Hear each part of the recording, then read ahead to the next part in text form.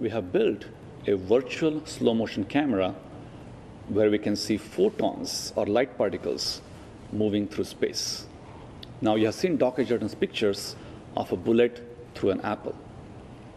But photons travel about 1 million times faster than bullets. So our camera can see these photons or bullets of light traveling through space. We use a very regular pulsed light source and a camera that is not one camera, but an array of 500 sensors, each triggered at a trillionth of a second delay. So even though each of our sensors is slow, we can still capture a fast movie.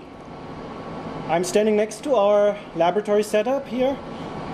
This is our camera. Objective is in the front here. The body of the camera is much larger than what you would expect from a regular camera like the one over here. Our light source is a titanium sapphire laser that's over here, and it emits a beam of very, very short pulses, and those pulses are then directed to the scene with these mirrors. Now, our camera only sees one dimension, so it makes a fast movie, but it makes a fast movie of one line of the scene only. And in order to fix that, we have these two mirrors here. We look at the scene via these two mirrors, and when we rotate this upper mirror here, we actually see different lines of the scene.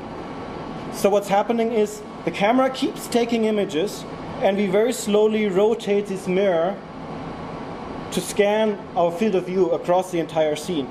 And because all of our pulses look the same, we can in the end go and combine all these images that we took to get one complete movie of the scene. Such a camera may be useful in medical imaging, in industrial or scientific use, and in the future, even for consumer photography.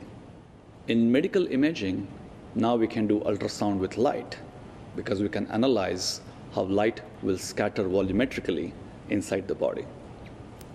In industrial imaging, one can use the scattered light to analyze defects in materials.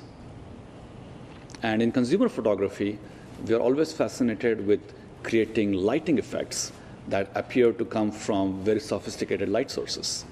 But because we can watch photons seemingly moving through the space, we can analyze the transport, the movement of these photons, and create new photographs as if we had created those expensive light sources in a studio.